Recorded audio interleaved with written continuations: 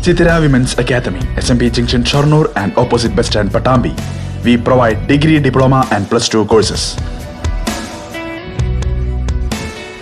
തദ്ദേശ സ്വയംഭരണ സ്ഥാപനങ്ങളിലെ സ്റ്റാൻഡിംഗ് കമ്മിറ്റി അംഗങ്ങളുടെയും ചെയർമാൻമാരുടെയും തെരഞ്ഞെടുപ്പ് നടപടികൾ തിങ്കളാഴ്ച മുതൽ ആരംഭിക്കുന്നതായി തെരഞ്ഞെടുപ്പ് കമ്മീഷൻ.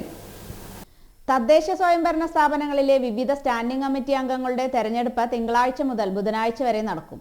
അംഗങ്ങളുടെ തെരഞ്ഞെടുപ്പ് കഴിഞ്ഞാൽ എത്രയും പെട്ടെന്ന് ചെയർമാൻമാരുടെ തെരഞ്ഞെടുപ്പ് അതത് വരണാധികാരികൾ നടത്തും. ഗ്രാമ ബ്ലോക്ക് പഞ്ചായത്തുകളിൽ ധനകാര്യം, വികസനകാര്യം, ക്ഷേമകാര്യം, ആരോഗ്യ, വിദ്യാഭ്യാസ കാര്യം എന്നിങ്ങനെ 4 സ്റ്റാൻഡിംഗ് കമ്മിറ്റികളും, ജില്ലാ പഞ്ചായത്തിൽ ധനകാര്യം, വികസനകാര്യം, പൊതുമരാമത്ത്, ആരോഗ്യ, വിദ്യാഭ്യാസ കാര്യം, ക്ഷേമകാര്യം എന്നിങ്ങനെ 5 സ്റ്റാൻഡിംഗ് കമ്മിറ്റികളുമാണ് രൂപവൽക്കരിക്കേണ്ടത്. മുനിസിപ്പാലിറ്റികളിൽ ധനകാര്യം, വികസനകാര്യം, ക്ഷേമകാര്യം, ആരോഗ്യകാര്യം, മരാമത്ത് കാര്യം, വിദ്യാഭ്യാസ, കലാ, കായിക കാര്യം എന്നിങ്ങനെ 6 സ്റ്റാൻഡിംഗ് കമ്മിറ്റികളും, കോർപ്പറേഷനുകളിൽ ധനകാര്യം, വികസനകാര്യം, ക്ഷേമകാര്യം, ആരോഗ്യകാര്യം, മരാമത്ത് കാര്യം, നഗരാസൂത്രണ കാര്യം, നികുതി അപ്പീൽ കാര്യം, വിദ്യാഭ്യാസ, കായിക കാര്യം എന്നിങ്ങനെ 8 സ്റ്റാൻഡിംഗ് കമ്മിറ്റികളാണുള്ളത്. ഗ്രാമ ബ്ലോക്ക് പഞ്ചായത്തുകളിലെ സ്റ്റാൻഡിംഗ് കമ്മിറ്റി അംഗങ്ങളുടെയും സ്റ്റാൻഡിംഗ് കമ്മിറ്റി ചെയർമാൻമാരുടെയും തെരഞ്ഞെടുപ്പ് നടത്തുന്നതിന് അതത് സ്ഥാപനത്തിലെ വരണാധികാരികളെയാണ് തെരഞ്ഞെടുപ്പ് കമ്മീഷൻ ചുമതലപ്പെടുത്തിയിട്ടുള്ളത്. ജില്ലാ പഞ്ചായത്തുകളിലെയും കോർപ്പറേഷനുകളിലെയും സ്റ്റാൻഡിംഗ് കമ്മിറ്റി അംഗങ്ങളുടെയും സ്റ്റാൻഡിംഗ് കമ്മിറ്റി ചെയർമാൻമാരുടെയും തെരഞ്ഞെടുപ്പിനുള്ള വരണാധികാരിയുടെ ചുമതല